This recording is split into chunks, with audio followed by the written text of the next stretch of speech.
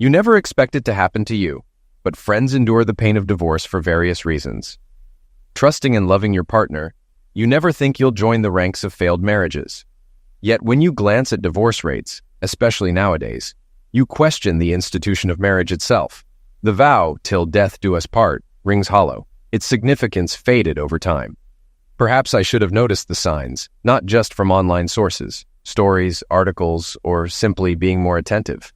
Love often tints our perception positively. Despite having a family and a life together, the notion of growing old with someone feels unsettling. Yet the signs were there, and I had glimpsed them before. My upbringing labeled us a single-parent household eventually. Back then, my parents' marriage seemed robust, filled with love and respect. My father toiled hard, his laborious job taking a toll, but he prioritized his family's well-being. Meanwhile, my mother returned to work when my younger sister began school. As children, we were oblivious, but hindsight revealed the signs, unraveling the truth. Her affair didn't commence immediately. I was a teenager when it began, with my brother slightly younger and my sister 3 years junior.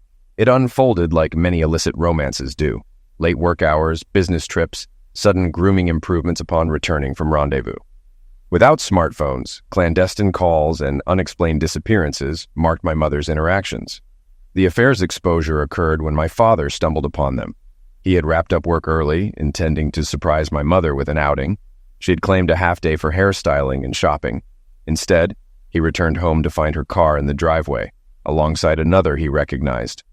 Entering through the back, he discovered his wife, my mother, with her boss in their bed.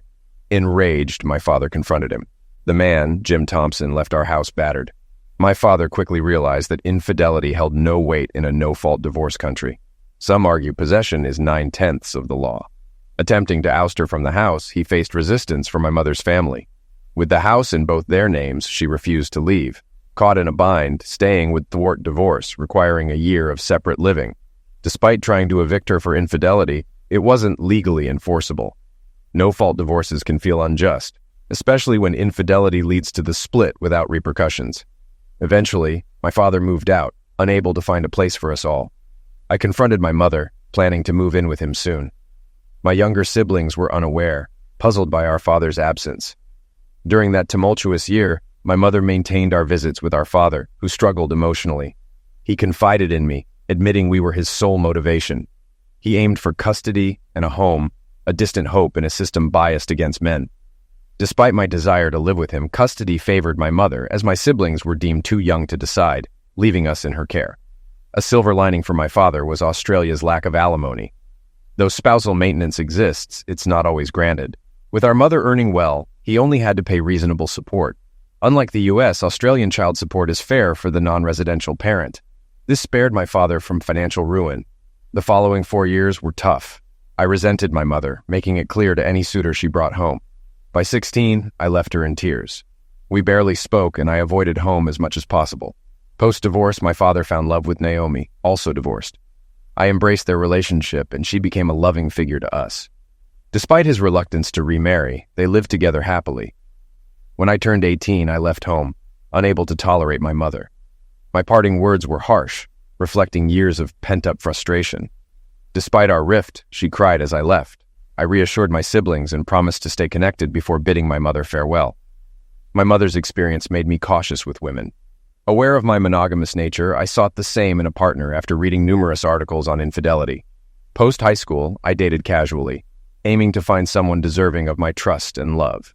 At 21, working as an engineer and pursuing advancement through night classes, I met Kylie, a recent university grad.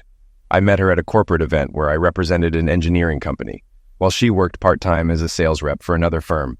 We hit it off instantly, and by day's end, I had her number, promising to call. "Got a hot date, Mark?" my roommate teased. We had agreed to share expenses to save money. Something like that. "Is this the girl from the conference?" "Yeah." Finally mustered up the courage to call. I smirked. "Back off, Dave. Just waited a couple of days not to seem too eager." Trust me, she was thrilled when I called and eager to meet. After applying aftershave, I felt confident, not wanting to look unkempt. Despite a decent job, finances were tight, but I felt comfortable. We agreed to meet at a local bar, taking things step by step. I typically avoided dinner on first dates to sidestep the free meal scenario. Entering the bar, I spotted her on a stool, already enjoying her drink. Her eyes lit up when she saw me, and my heart raced. Over drinks, we opened up. She confessed her temporary role in the corporation, chosen for her looks, attracting unwanted attention from married men. It disgusted her, and I understood her frustration. While my mother's infidelity was known to me, I discovered that both genders were equally guilty of cheating. Researching online statistics, I was shocked by the high number of men and women admitting to extramarital affairs. Articles in Australia portrayed us as notorious cheaters. "You were a perfect gentleman," she said, holding my hand. "You maintained eye contact and remained professional until asking for my number. You were genuine. I just wish you were single." I assured her of my single status, vouching for myself through my friends. She smiled, expressing her trust, having been hurt before. We took it slow at first, meeting for coffee or drinks during the initial weeks. On the third night, we shared our first kiss over drinks, knowing about each other's family backgrounds. It felt right, and we both sensed it. Soon, drinks turned into dinner, and a week later, we made love for the first time at my apartment. A month later, she confessed her love, and I reciprocated.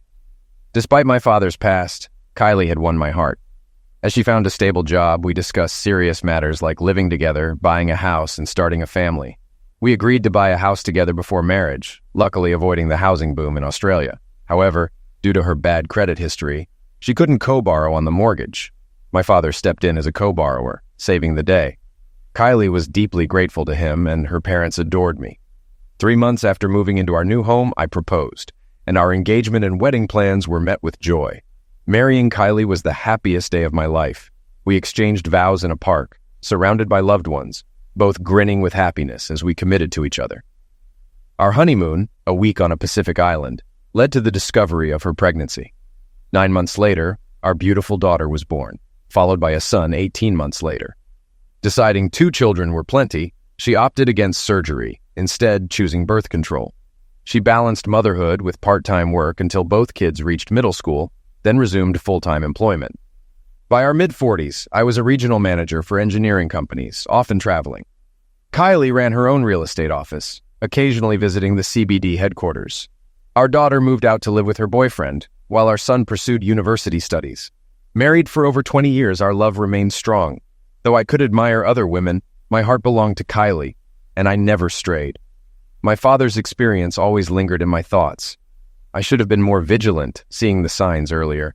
When I finally acknowledged the truth, I knew I had to prepare for the worst.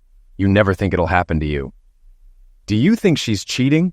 Dave asked, surprise evident. "Buddy, she adores you."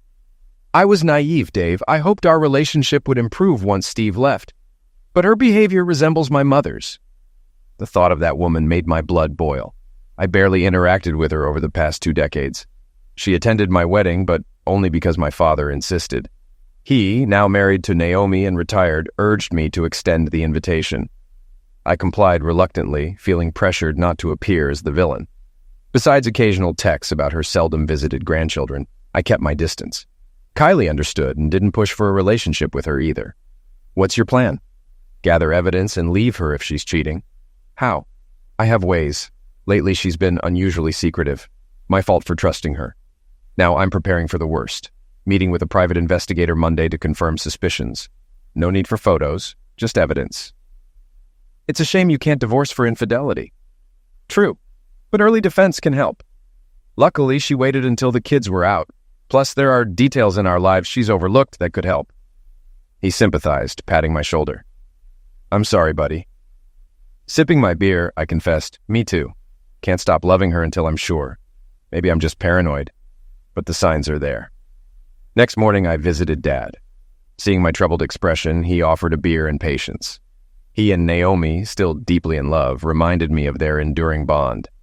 Though their initial relationship was short-lived, Dad wanted her as his wife. "I suspect Kylie's having an affair," sighed Naomi. Dad muttered, "Not again."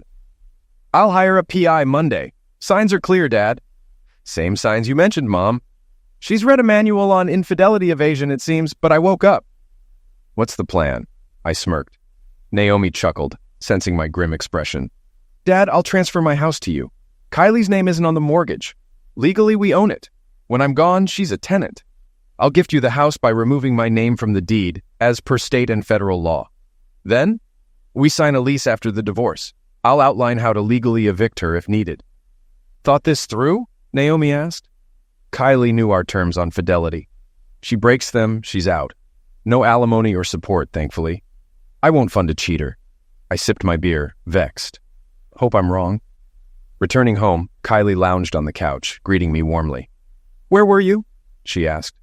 "Just talked with Dad about a job," I replied. Suspicions gnawed at me, lacking concrete evidence of her wrongdoing. If she was unfaithful, it wasn't with someone she saw daily. I dreaded the possibility of sudden girls' nights out.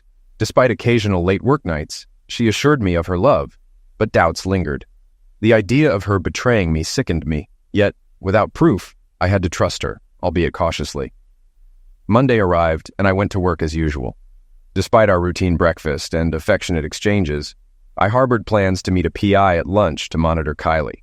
After 2 decades of marriage, it was unsettling to find myself hiring a detective, reminiscent of old detective movies. She noticed my surprise and with a smile detailed the process and costs. Will she notice the money movements? No, we have separate accounts, but share one for bills. Why suspect an affair? I recounted my mother's infidelity, my father's discovery, and our current situation. "How's your bed life?" she probed. "Started well after our son left, but slowed 6 months back. I'd have closeness nightly if possible." "Observed changes in her behavior?" "Yes, subtle ones, enough for suspicion," I grinned. Not a full communist parade, but enough red flags. She outlined services including phone tapping and surveillance, admitting some might be legally murky. I clarified it wasn't a permanent affair unless I was blind. I had no clue if she was meeting someone during lunch, working late, or seeking occasional flings. I just wanted the truth. Given time to ponder, I'd initiate surveillance next week. Giving up closeness was tough. Unsure of her fidelity, the idea of sharing her made me uneasy. I could have feigned illness, but honesty prevailed. I wasn't interested. Rejecting her advances likely puzzled her. She queried if work stressed me, and I, preoccupied, confirmed. She reaffirmed her love as always. I called Wednesday, initiating surveillance. Doubts gnawed, wondering if it was all in my head. Despite evidence from the investigation, it took a month of resistance for her infidelity to surface. Meanwhile, I immersed myself in literature on cheating spouses, prepared for a marital breakdown. I began preparations, assembling an evacuation bag, and moving belongings to the car. Workers knew I'd be leaving soon. I just needed to set a date. Our home was solely in my father's name now, and my wife wasn't mentioned in the lease. Hopefully she'd be out within a few months. It was Friday evening, and I arrived home as usual. Typically, Kylie would be in the living room, enjoying TV and wine. We'd order takeout, chat about our week, cuddle, and head to bed. Fridays were usually great, especially since the kids moved out. We'd make love all weekend. But this time I heard her bustling in the bathroom, which struck me as cliched. I grabbed a beer and settled on the couch in darkness, waiting for her.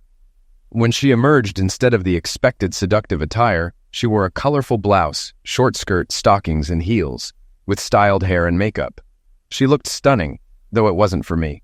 It took a moment for me to realize, "Oh, Mark, I didn't realize you were here."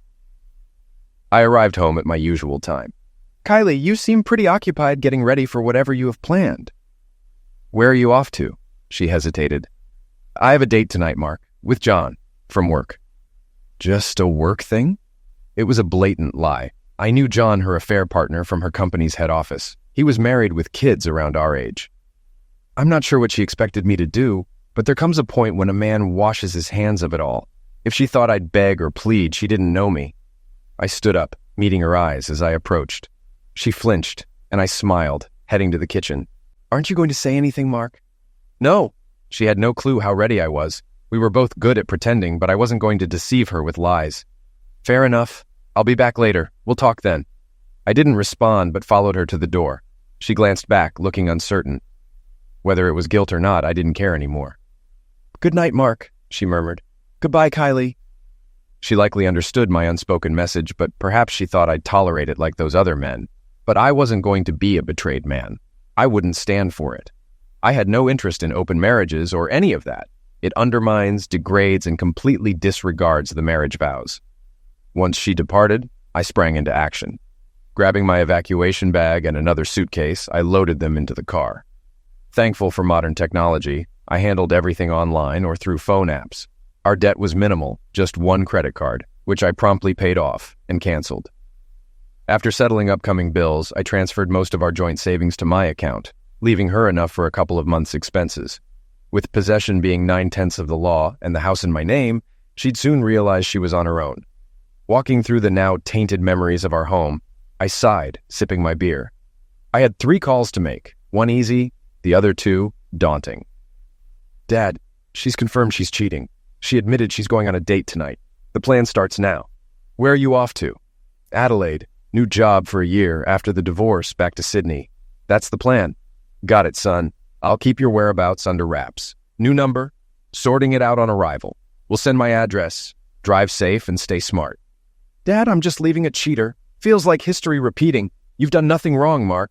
Find peace. Move on. We love you. Kids know? Not yet. Thanks, Dad. Talk soon. Calling my kids was tough. First, my daughter. She cried hearing it. Heartbreaking. Reassured her of my love, but I'm leaving for now. We'll email new details. As for my son, he took it stoically, calling his mom a cheat. He only asked what I'd do about him. I'll find him and tell his wife the truth. No revenge.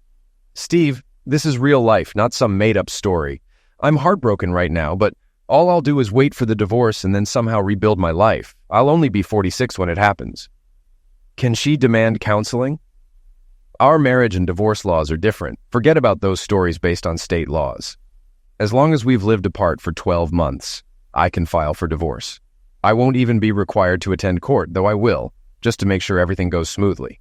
She can't demand counseling after 20 years of marriage. Dad, be careful. You know how tricky the courts can be. If she's persistent enough, then I'll just take my evidence to the counselor, put the pictures in front of them, and ask them if they'll stay married to the woman who's cheating on them. Okay, Dad. Take care of yourself, and keep in touch when you get to where you're going. I'll keep you in the loop, as I believe Mom will be contacting me. She knows Lottie will protect you. Thank you, Steve. We'll talk soon. That was it. I left Kylie a brief note, mentioning my departure and that my father would contact her. No explanation given, leaving it as a surprise. I notified our children, as my father had done. If her parents inquire, I'll share proof if necessary. I left my wedding ring on the coffee table with the note and copies of evidence, keeping the originals. Driving away from the house, I felt a weight lift. I booked a hotel outside the city to plan my move to Adelaide. Taking 2 weeks, I explored small towns along the way. In Adelaide, colleagues welcomed me and showed me around. I chose a modern apartment in North Adelaide, opting not to buy due to high prices. I plan to return to Sydney after a year. Once settled, I updated my family on my new location. Charlotte called right away, eager to visit. I missed her terribly, so I arranged for her to fly over for a month. My son was wrapping up his studies, planning to visit me for Christmas, a mere 3 months away. Meanwhile, my father updated me on Kylie's activities. Did you know she didn't come home until the next morning? Yes, I replied. I held off on interrupting the private investigators, curious about her actions that night. They went to dinner, had a romantic evening, and spent the night in a city hotel. Satisfied, I thanked the investigators and settled their fees as their services were no longer needed.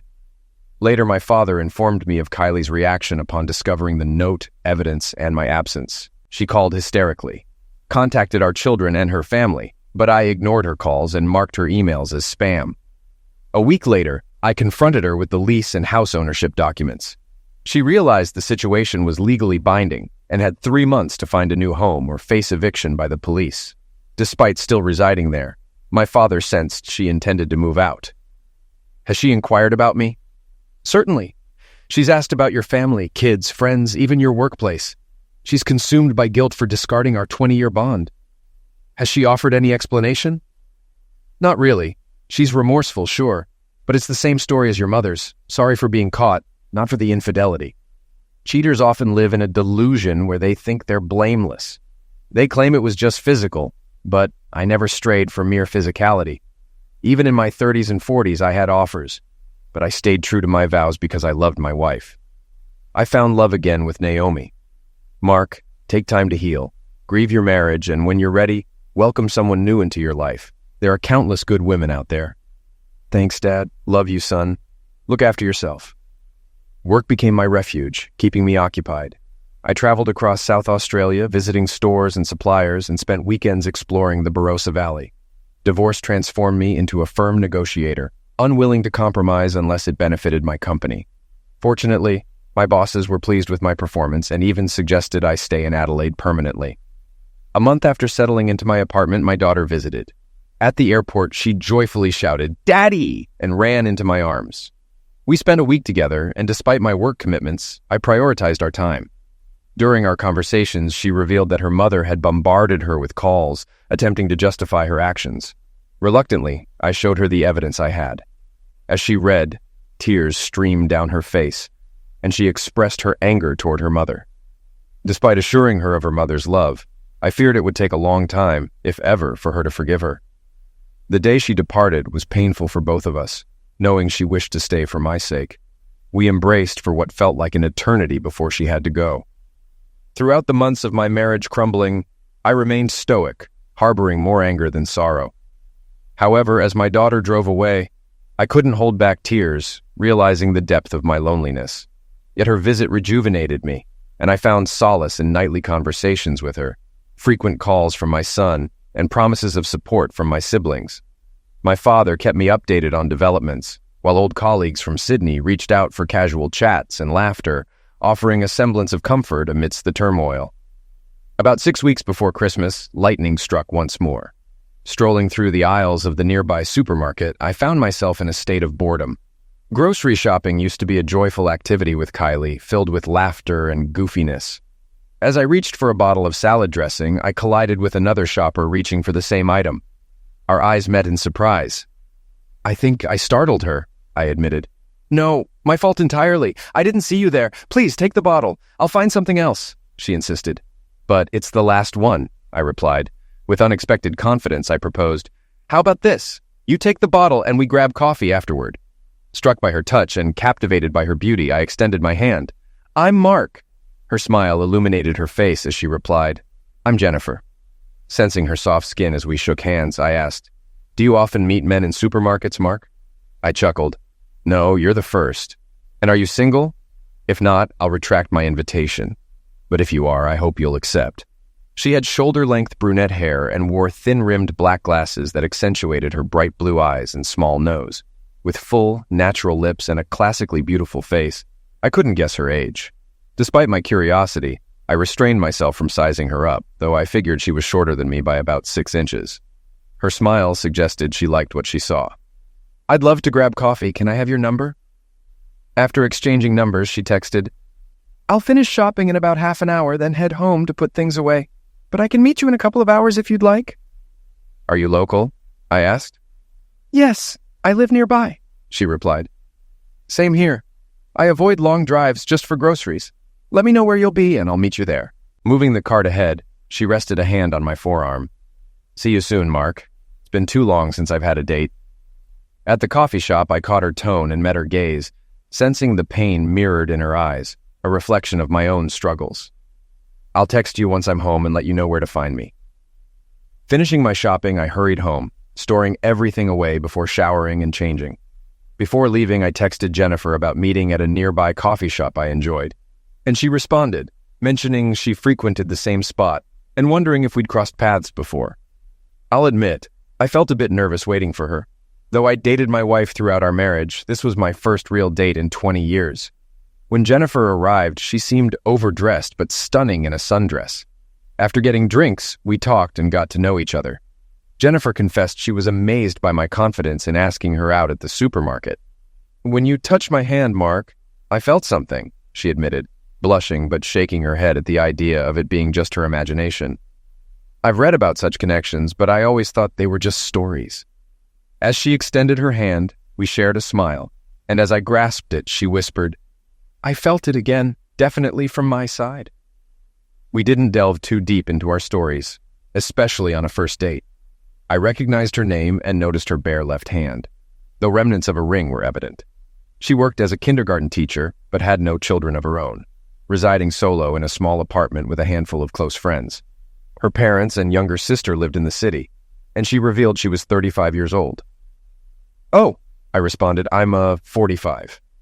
"Your age doesn't matter, Mark. What matters is the kind of person you are. she assured me, prompting me to admit my recent breakup. Seeing her anxious expression, I suggested another drink, sensing the need for explanation.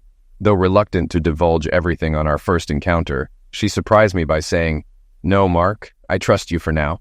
I can see you're hurting. Is it that obvious?" "I've seen the same look in the mirror," she confessed, taking my hand and offering comfort. "It gets easier day by day. Eventually, the person who broke your heart won't matter anymore." With a reassuring smile, she added, "And then perhaps you'll meet someone who begins to mend it. It may take time, but it happens. My father always said the same thing."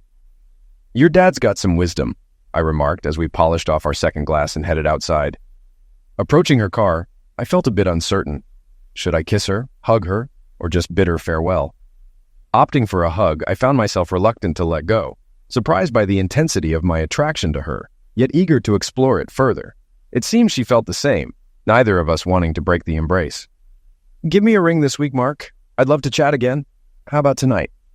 Her giggle tugged at my heartstrings. "Feel free to call any time." That night, and every night after, I dialed her number. I suggested Friday dinner to avoid disrupting her regular teaching schedule. When she agreed, I couldn't contain my excitement, practically dancing around my apartment after we hung up. At Thursday's conference, my upbeat mood sparked comments, with everyone assuming I was seeing someone. To avoid jinxing it, I mentioned my coffee shop date and upcoming dinner with the same person, stating I preferred dating one woman at a time. Opting for a restaurant with stellar reviews, I dressed smartly despite its casual vibe. Upon arriving, I found Jennifer already there, looking nervous. Without hesitation, I leaned in for a kiss, which she reciprocated. "Wow," she whispered. "If that's how you greet me, I can't wait for our second date." As we were seated in a cozy booth, our conversation flowed effortlessly. We split appetizers and desserts, enjoying each other's company and losing track of time amidst captivating conversation and shared glances. The meal was excellent, and the service was attentive, yet unobtrusive. I settled the bill and suggested heading to Holland's for another drink, which Jennifer readily agreed to. Leading her there, I chose a tranquil bar with soothing piano music in the background. Jennifer sipped a cocktail while I enjoyed a bourbon. Eventually, she asked what was on my mind, and I poured out my thoughts. Our meeting, our life, our children, and our careers. Then I opened up about my father's struggles, my strained relationship with my mother, their divorce, and how it made me realize my own marriage was crumbling. I confessed that I was technically still married, but separated, relocating to finalize the divorce.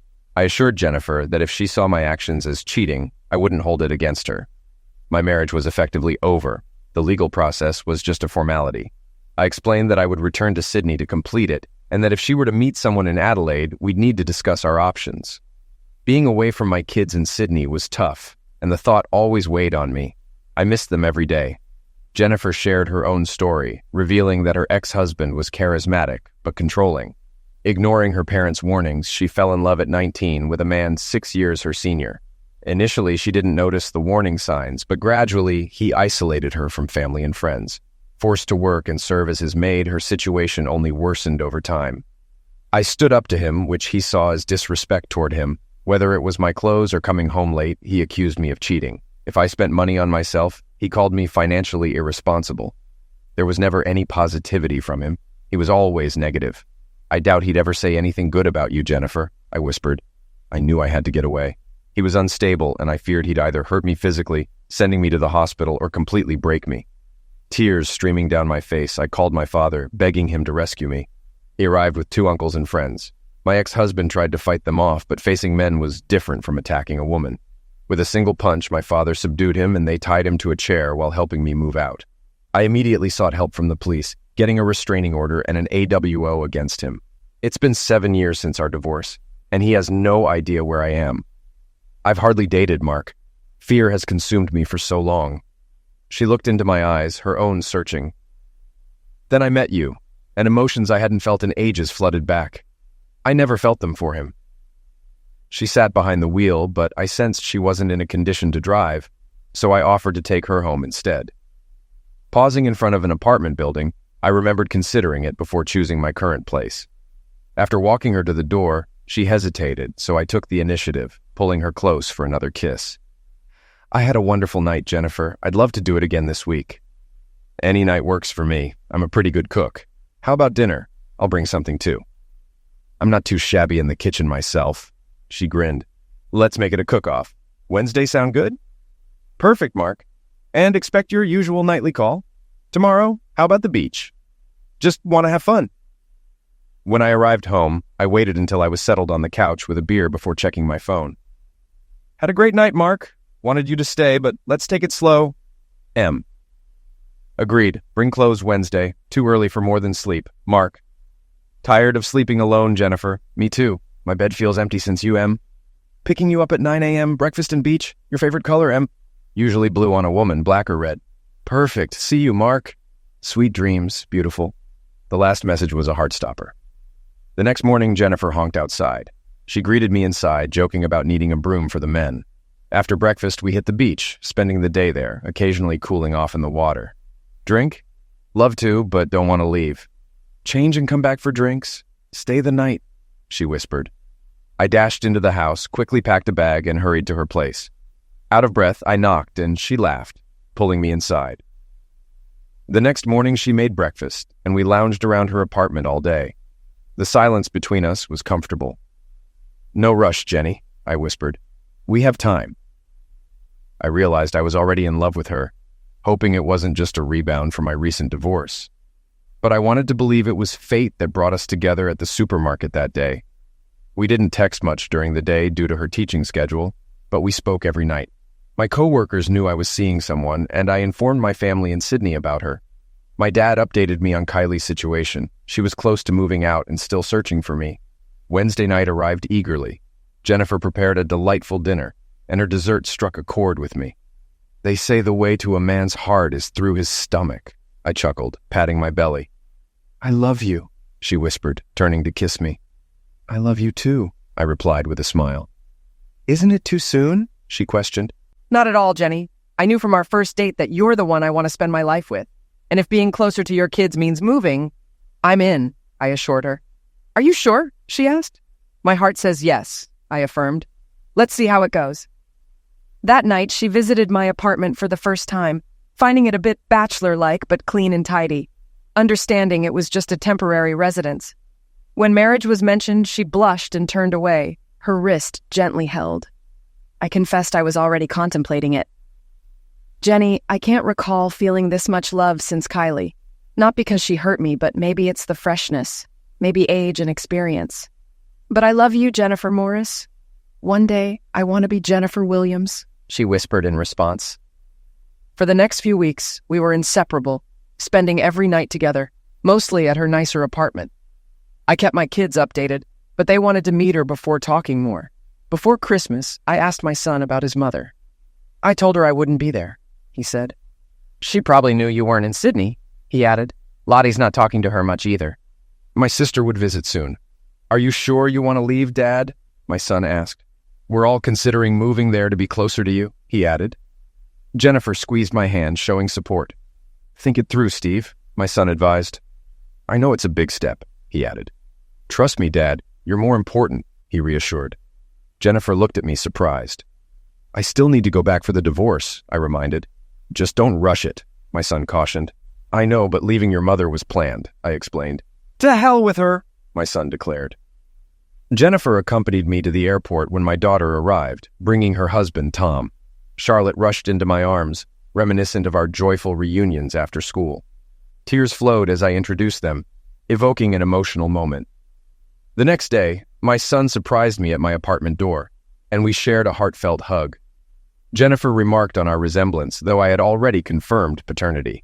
Later, I drove us to Jennifer's parents' house. I unloaded a trunk full of gifts at Jennifer's parents' house. Her mother adored my daughter instantly, and I'm certain they welcomed my son like a grandchild. I video called my father for Christmas wishes, while my extended family celebrated with him. Meanwhile, Kylie had moved in with her parents after her affair partner was ousted, and she faced job repercussions. My kids documented the day on social media, though I found little interest in it. Despite old friends reaching out, I focused on finalizing my divorce and returning to Sydney. Christmas with Jennifer's family was delightful. I surprised her with a beautiful necklace and bracelet, hinting at our future together. She was thrilled and promised to wear them often, her eyes shining with gratitude. After a hearty lunch, her father offered me a beer, and we ended up in his garage tinkering with an old sports car. Jenny seems happier lately, Mark. Leaving Adelaide might be good for her. Are you okay with staying here indefinitely? I'll stick around for her, and my kids will move closer, I confirmed. How soon can you finalize the divorce? Probably a few months at most. I've been honest with Jenny. I heard she's been giving you a hard time. Yeah, it might take up to 6 months. I only had solid evidence recently, I explained. He shook his head in disgust. I've heard about this cheating mess. Why get married if you can't stay faithful? Ever heard of betrayed mans? He seemed familiar with the term. Yeah, it's messed up. Jenny's ex-husband was both a cheater and a misuser. What? He laid a hand on my shoulder. She hardly knew about the cheating, but he was doing it with anyone who caught his eye. She loves you, Mark. Just don't hurt her, he said softly. I nearly destroyed her. I love her more than anything in this world. Daddy, she interjected, smiling. We've both been through pain, so we support each other. We stayed until late afternoon, and my daughter drove us home. After a few drinks, Jennifer and I went to our bedroom. If the day was good, New Year's Eve was even better. I took her to a downtown hotel where we had dinner and drinks. Back in our room, champagne awaited us. Any New Year's wishes? I asked. I want us to live here together, she said. Deal, and I want you to propose as soon as your divorce is final. I'm already looking at rings, she said, holding me closer. I want a baby, she whispered. We'll start a family together, I assured her. My children left a few days later. Though reluctant to see them go, I explained I might stay in Adelaide. I told my father the same, and he promised to visit whenever possible. The following months were filled with happiness. I applied for a lease and moved in with Jennifer. Though it wasn't a fairy tale romance, it was real life, and I've never been happier. We faced the specter of my divorce and lingering trust issues, but we committed to open communication. Our bond strengthened, and being with her uplifted me. She inspired me to be a better man, and her love prompted me to buy an engagement ring before my return to Sydney. Jennifer was more nervous than I during the flight, aware of potential challenges ahead. My dad greeted us at the airport, along with my siblings and kids. We'd be staying with him during the divorce proceedings. I'd already filed the papers, but Kylie was contesting it, surprisingly. I haven't seen her in 12 months, I stated. I've met all the legal requirements. I've been in Adelaide for a year, and she hasn't been with me. True, but she may still argue, my lawyer replied. But no judge will entertain her claims, nor mandate counseling. Is Jennifer your partner? Yes. And once the divorce is final, we'll marry and start a family, Jennifer interjected. I'll contact her lawyer, my lawyer concluded. 3 days later, my attorney said Kylie would sign, making it a joint petition. If I talked to her, the case would proceed smoothly. My lawyer suggests I speak to her, I told Jennifer. You're with Jennifer now, starting a new family. Are you still angry? My dad asked. Not really. Let her have her say, then let's move forward, I assured him. The following week, we were in court. Once she signed, the judge would approve our divorce, and I'd be free. A month after the divorce decree, I hadn't seen Kylie since she left for her date. As we entered the room with my attorney, Kylie looked shocked to see me with another woman. Ignoring her, I ensured Jennifer was comfortable, holding her hand on the table while she leaned on my shoulder. Finally, I faced Kylie. To be frank, she looked terrible. I'd heard that Kylie's life had been tough since I left her. I had no sympathy for her at all. She made a choice that cost her everything. She has no contact with our daughter, and our son barely speaks to her. My whole family cut ties with her.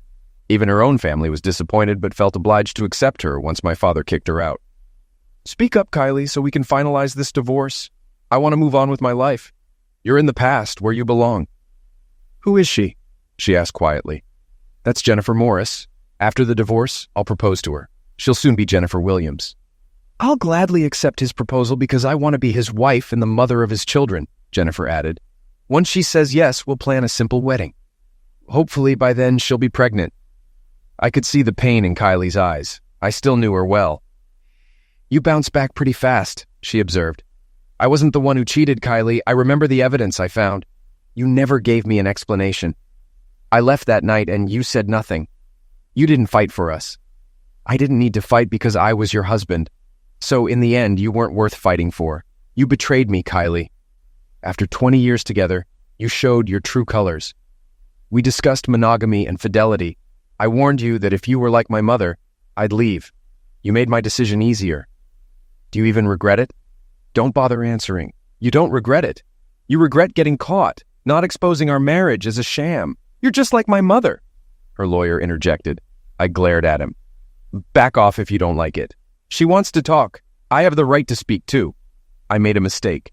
Treason isn't a mistake. It's a series of decisions. Whether he seduced you or not doesn't matter. You slept with him and lost the right to call me your husband. It was just lovemaking. And there it is, the phrase so many use to justify their actions. But for most, lovemaking means love. As my wife, it should have been me, not some idiot from work. We talked about this before we married, Kylie. I warned you what would happen if you cheated. My mother cheated too. Once I realized what you were doing, I gathered proof. Even if you said no that night, I would have left. But you disrespected me. You took all our money. No, I gave it to my father, who still owns it. He'll sell it and give me most of the money. You didn't deserve a chance, Mark. Where do you live now? None of your business. Our children can choose who they spend special days with. She fell silent, knowing her words wouldn't change my mind. Just sign the papers and move on, Jennifer urged. He's moved on. We love each other and are starting a new life together. I comforted him when he needed it most. He's mine, heart and soul. I didn't mean to, she said tearfully. I still love you, Mark replied coldly, but you're not my concern anymore. We're going nowhere, her lawyer interjected. Just sign and end this. He's moving on. Your marriage is over. Sign and move on. He placed the papers in front of her, and she signed, tears in her eyes. Do I need to stay? I asked my attorney. No, you're free to go. You'll get the decree by mail. Then we're done, I said, rising with Jennifer and leaving the room. I'm sorry, Mark, she said. I'll always love you. While the apology meant little now, those last 3 words still lingered. Yet the woman holding my hand was the one I loved, soon to be my bride in just over a month. Outside, my father, Naomi, Steve, and Charlotte awaited us at the cafe. Motioning with my head, we headed to the nearest pub. After buying a drink for each of us, we sat down and I briefed them on the conversation. As I spoke, they perked up, realizing it was mostly me doing the talking. What did she look like? Charlotte asked. Pretty rough. Definitely showing her age, Jennifer murmured in my ear. Did she sign the papers? My father inquired, nodding. We raised our glasses and took sips. I went through something similar with your mother. I'm sure Kylie said what she needed to, just like your mother did with me. She wasn't blaming me, son. Mom was nagging you about working too hard, Stephen noted. Did she try to justify it? He asked. Yeah, the usual excuse. It was just lovemaking, I replied. What's with these women claiming it was only lovemaking? Charlotte mused, almost to herself. I'm committed to my husband. If I want something, I turn to him, Naomi stated, blushing as she realized her audience included her father and grandfather. We shared a laugh. Well said, girl. Those are words to live by, my father praised. And if he needs a little help, he knows what to do, Naomi added. Naomi, that's my grandfather, Charlotte exclaimed. He's not dead, and neither am I. I'm 65 and still capable, Naomi retorted. Your grandfather and I promised to be faithful after our failed marriages, my father shared. I'm just relieved it's almost over, I admitted. Infidelity is unforgivable. If you were younger, maybe I'd feel trapped, Naomi reflected, glancing at my dad. But he always supported me. We stayed in Sydney a few more days discussing plans with family. Charlotte and Tom agreed to come to Adelaide, while Stephen was still deciding but likely to join us. Surprisingly, my sister offered to join us for dinner, arriving alone with news of her own broken marriage. You can stay with us while you work things out, Jennifer offered warmly. You're family now, and my family is yours too. We're selling the house here and moving to Adelaide, I chimed in. Housing prices are more reasonable there. We'll buy a big house with room for our growing family, Jennifer added, placing my hand on her stomach. I'll be carrying our first child soon. How many kids do you want, Mark? She asked. As many as you want, Jenny. I love being a dad. A month later, I received the divorce decree, marking the official end of my marriage to Kylie Daniels. I never heard from her again, but word had it she left Sydney within 6 months of our divorce. According to Stephen, who was her sole point of contact, she relocated to Queensland to make a fresh start.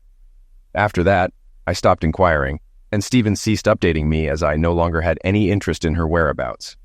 Just 2 days after receiving the divorce papers, I proposed to Jennifer on the beach, surrounded by our families. She could hardly speak before I slid the engagement ring onto her finger. 6 months later, we tied the knot on the same beach, just a short distance from our new home. As she approached me in her wedding attire, her pregnancy was unmistakable. Yet my soon-to-be wife radiated happiness as her father escorted her toward me, offering her hand. Our smiles were uncontainable as we faced the celebrant. My dear ones, we are gathered here today. Update. I'm nearing retirement and life couldn't be sweeter. Jennifer and I have been happily married for nearly 2 decades, cherishing every moment from our first date to our wedding day. 6 months after our return to Adelaide, both my daughter and son relocated here. My daughter is happily married with 3 grandchildren, while my son and his husband have adopted 2 children. A year post-divorce, my father and Naomi moved in with us in Adelaide, where my father peacefully passed away after nearly a decade. To support Naomi, we provided her a spacious granny apartment, ensuring her independence. My sister swiftly moved in with us after her own marital woes, bringing along her children.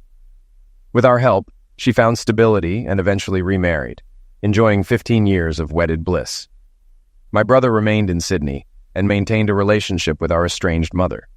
At 60, we learned of her passing. Despite our distant connection, Jennifer suggested we attend her funeral, embodying our commitment to being compassionate individuals.